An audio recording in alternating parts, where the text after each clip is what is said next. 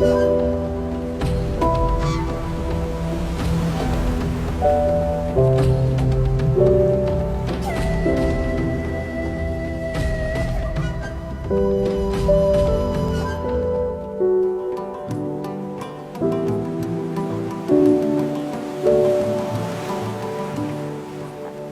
পর্বে রোমাঞ্চকর ম্যানগ্রোভ ট্যুরে ব্যাকট্রিপ দেখিয়েছিলাম।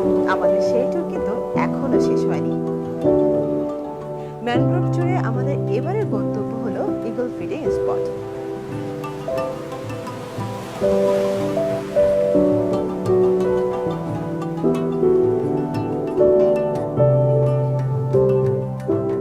লাঙ্কয়ের এই জায়গাটি আরেকটি অন্যতম আকর্ষণ হলো ঈগল ফিডিং।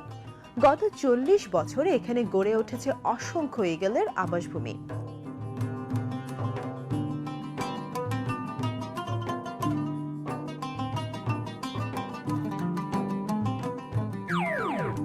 বিশেষ করে পুলাও আনাক কিলিম এবং পুলাও ট্যাঙ্গক দ্বীপ ও চারপাশের ম্যানগ্রোভ দেয়ালের জন্য এই জায়গাটি সমুদ্রপ্রবল বাতাসকে প্রতিরোধ করে, যা ঈগলের আবাসস্থল গড়ে ওঠার জন্য অন্যতম উপযুক্ত একটি জায়গা।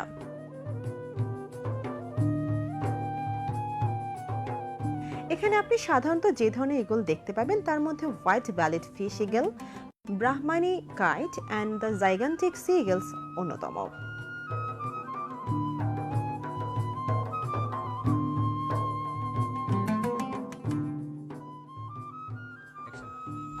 সবুজ পানি, সোয়াম্প, গ্রিন সবুজ ম্যানগ্রোভ ট্রি আর তার সাথে বাদামি রঙের Brahminy kite eagle, perfect spot viewers.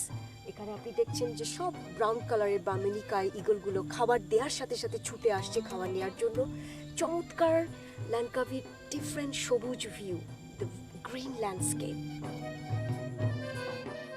লাঙ্কয়ের mangrove ট্যুরে ঈগল ফিডিং এর জন্য আপনাকে আসতে হবে কিলিম নদীর সুঙ্গাই বেনজার মোহনায়। এই শিকারী ঈগলগুলো বড় বড় ম্যানগ্রোভ গাছের উপর অপেক্ষা করতে থাকে আর তীক্ষ্ণ দৃষ্টি রাখে কখন বোট ড্রাইভাররা পানিতে কিছু খাবার নিক্ষেপ করবেন। এরপর ক্ষিপ্র গতিতে এসে ছোঁ মেরে নিয়ে যায় সেই নিক্ষিপ্ত খাবারের টুকরোগুলো।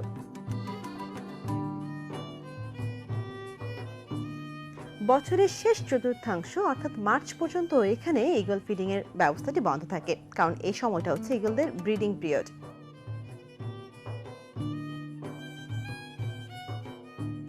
তিরিশ বছর আগেও এখানে মাত্র 15 জোড়া ঈগল ছিল, অথচ এখন এখানে প্রায় 400 জোড়া ঈগলের সন্ধান পাওয়া যায়।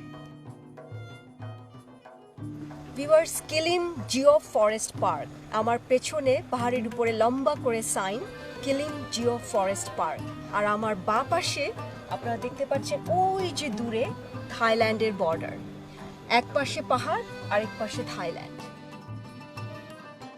একটি কথা জানিয়ে রাখি দর্শক, এই কিলিম জিও ফরেস্ট পার্কটি কিন্তু একেবারে সীমান্ত ঘেঁষা।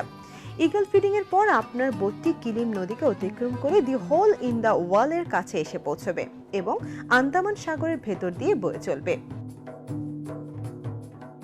আর এখানে কিলিম নদী মিলিত হয়েছে আন্দামান সাগরের সাথে। হ্যাঁ বন্ধুরা, এই নদী আর সাগরের মোহনাতে রয়েছে একটি মৎস্য খামার, আর সেখানে আছে